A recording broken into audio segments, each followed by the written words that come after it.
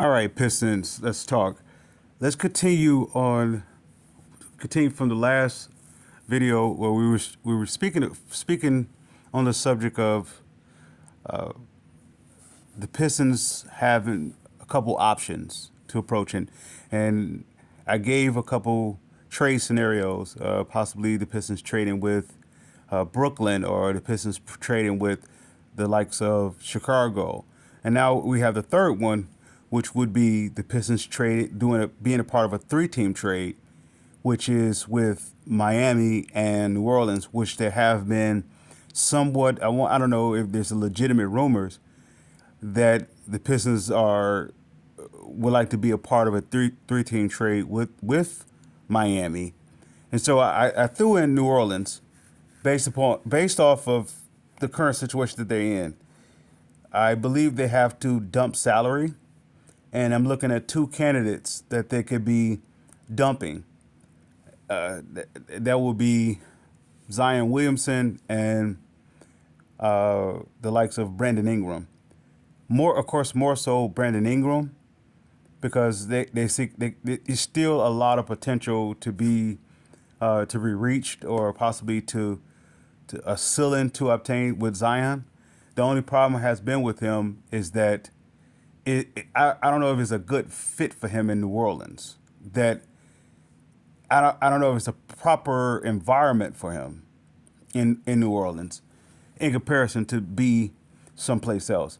So here we go. I propose this three-team trade with Miami and New Orleans. Okay, New Orleans would receive in his three-team trade Jimmy Butler, Tim Hardaway Jr., Isaiah Stewart.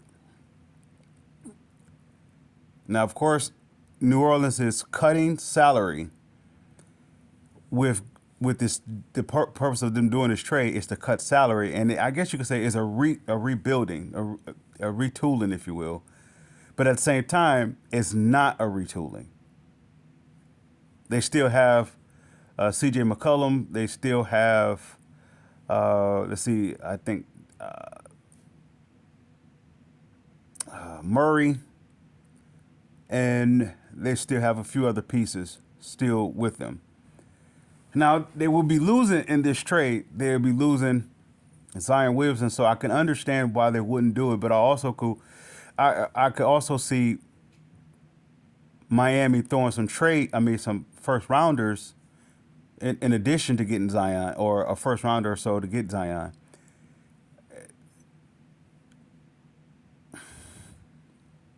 Now, Miami will be receiving Zion Williamson and Simone Fontecchio. Zion goes to Miami. Forgive me.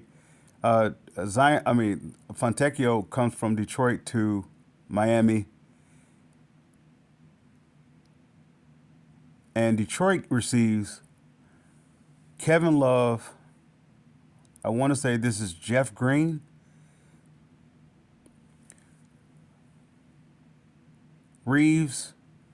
Antonio Reeves, as well as Kevin Love and Brandon Ingram. Okay, so Detroit is going to receive Brandon Ingram, Kevin Love. I want to say this is Jeff Green, Antonio Reeves. They'll be losing Simone Fontecchio, Tim Hardaway Jr., and Isaiah Stewart. Now, here's the pros and cons of why each team will make the trade, and here's also, here's the pros and cons of why individual teams will make the trade. New Orleans will make the trade because they're trying to cut salary, and at the same time they're doing a rebuild. If they was going to build it, if they're going to continue on their building process, it will be built around Zion Williamson. But it almost want to say the writing is on the wall that it's not working. They can try to make another swing at it, but how much more can you put around Zion Williamson where it actually works?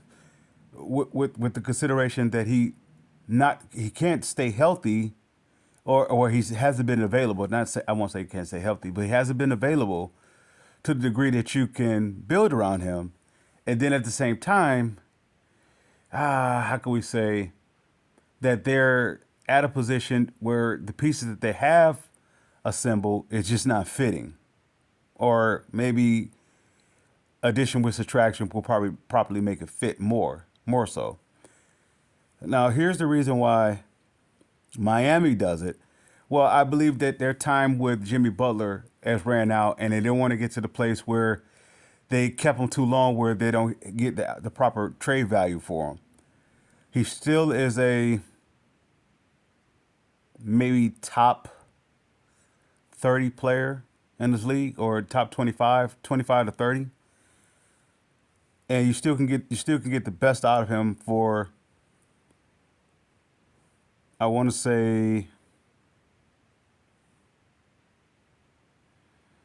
2 years. This year and next year, you get a good 2 years out of him. Now, New Orleans is taking in 48 million for just 2 years. But the thing about this part of this 3-team trade, when they're taking in Tim Hardaway Jr.'s trade, forgive me, as a piece, he's coming off the books. The only problem with this trade would be Isaiah Stewart. Now, they may not want Isaiah Stewart because they're trying to clean up as much as possible. But I would like to say this, though. If they keep Zion and don't make a move off of Zion, it's almost as though that it's going to get worse in that situation. What would a team be willing to offer for Zion Williams? It's not that he is not, let's say, a top 10 once available type talent. It's just that is just it.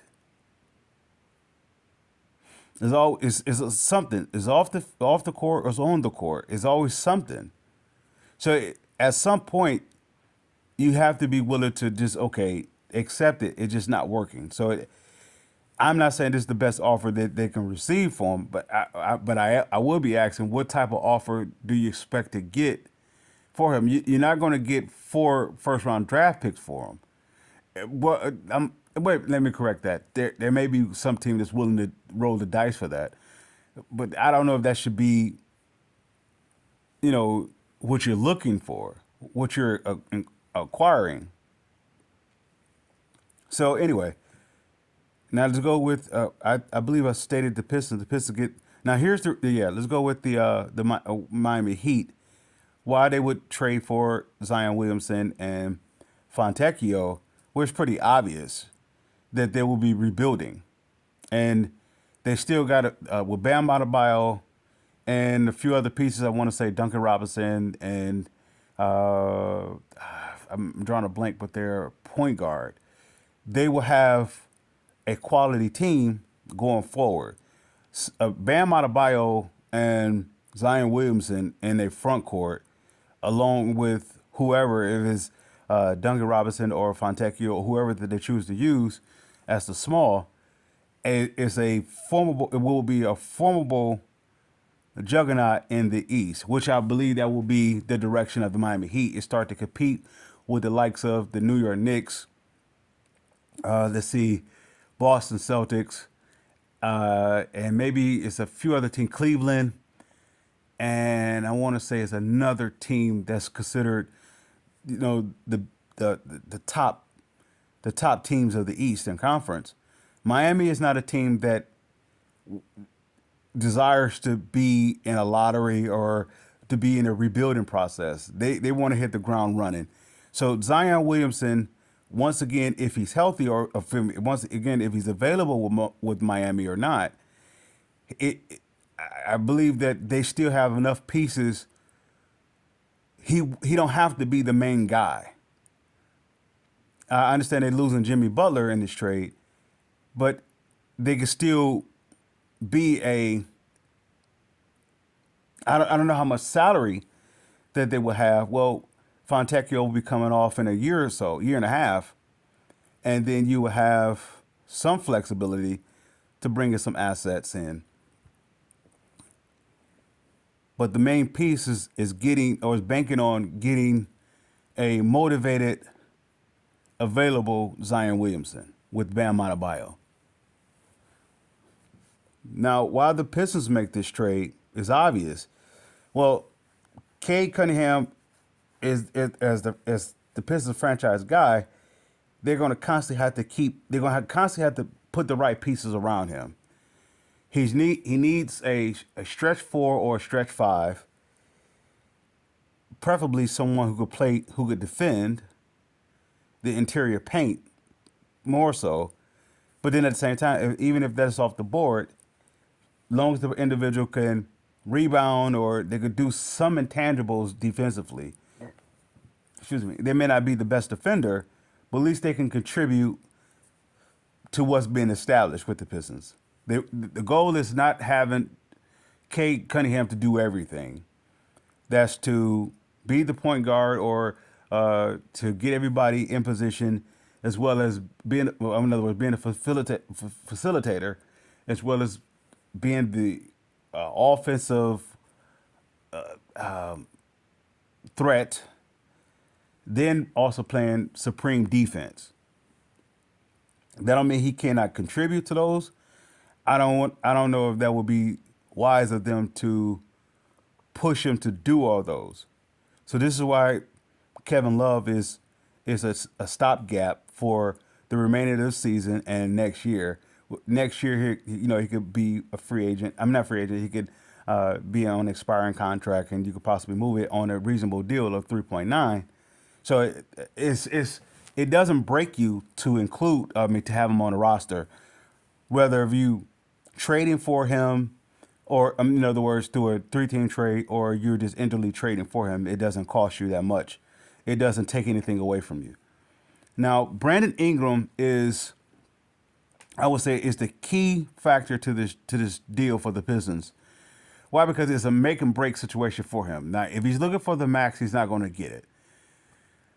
Okay, I can understand why. Well, you're talking about either if you're healthy or you're not, you still want something guaranteed with you. So I get it why he will seek for a max. Yet at the same time, it doesn't matter who his agent is. If I'm the Pistons, I'm beyond reluctant to making a max type deal. The best I could do for him is possibly maybe a 2-year with a third team option or something of such. And if he's getting $36 million this year, there's no way I'm paying him $36 million. I will give him in the range. I will offer him in the range of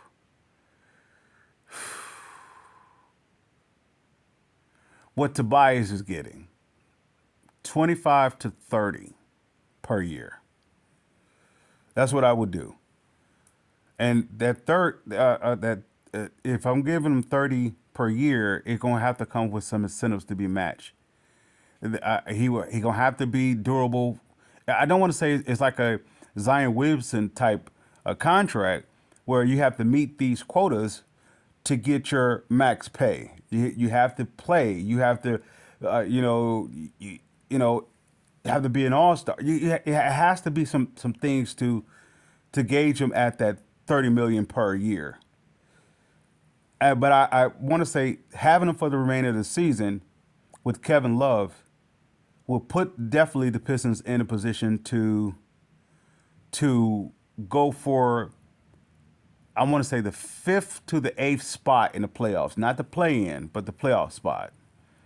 And that will be good enough for this season, for the remainder of the season, where the Pistons get a little taste of success and a goal to go after for the next year, to put the fuel to the fire of the hunger, or put a hunger fuel in play.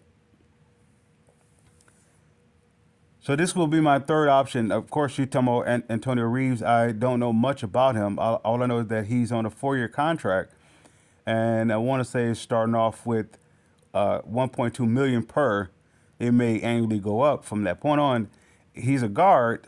So I don't know if the Pistons are a stacked pile. It's an insurance, if you will, for the likes of if the contract is unreachable with Jaden Ivey, and it is also a time developer, for Marcus Sasser. As you look into him in his, I want to say he's going into his third year, and see how is he's properly developing as he get ready to approach, a off season of his contract extension. So it's a stopgap, if you will, but it's a, excuse me, from my understanding, it is definitely affordable stopgap. But the main piece for the Pistons, while they would do it, of course, is Brandon Ingram, which is a trial basis year. He's on the half of his 1 year contract. So this 36 million, the remaining of the 36 million that they're paying this year comes off the books, and plus they would have, I believe, his bird rights. So if they wanted to extend him, they could and go over the cap with it. But of course, it will be off of making other additional deals. Now, other teams, I don't know if he will be, no, he will be unrestricted, I believe. Unrestricted, I believe. So the Pistons is in a win-win situation with that. So this is my third option for the Pistons. The first one, I believe, was Chicago, making a trade with Chicago. And then the second one, making a trade with Brooklyn. And lastly, now, it's a 3-team trade with New Orleans and Miami. So that's all that we have. Pistons fans, I salute.